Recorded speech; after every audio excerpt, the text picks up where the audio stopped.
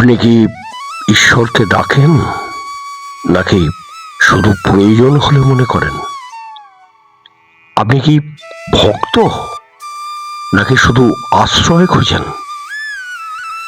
আমরা ভাবি ভক্তি মানে পূজা, ভক্তি মানে মন্দির, ভক্তি মানে ফুল আর ধূপ। কিন্তু গীতা বলে ভক্তি এর থেকেও অনেক গভীর। পত্রং পুষ্পং ফলং তোং যো মে ভক্তা প্রয়চ্ছতি।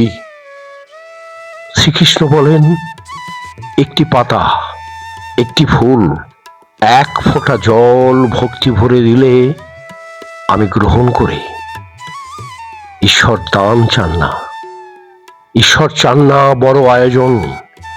তিনি চান শুধু একটু নিঃস্বার্থ হৃদয়।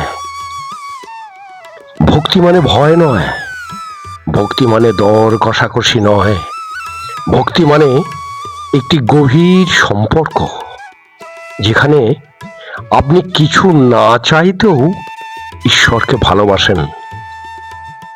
আজ আমরা বলি, হে ভগবান আমাকে বাঁচাও, কিন্তু গীতা শেখায়, হে ভগবান আমাকে বদলে দাও।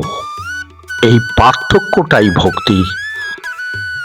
যদি এই কথাগুলি আপনার হৃদয়ে লাগে, তাহলে ভিডিওটি লাইক করুন, আর গীতার এমন ভক্তির বাণী পেতে চ্যানেলটি সাবস্ক্রাইব করুন। যে কাউকে কষ্ট দেয় না, নিজেও কষ্ট পায় না, সেই ভক্ত প্রিয়। সত্যিকারের ভক্ত শান্ত, সহনশীল, ক্ষমাশীল। সে ঈশ্বরকে শুধু মন্দিরে নয়, মানুষের মধ্যেও দেখে। ভক্তি মানে সব কিছু বুঝে নেওয়া নয়, ভক্তি মানে সব ছেড়ে দেওয়া।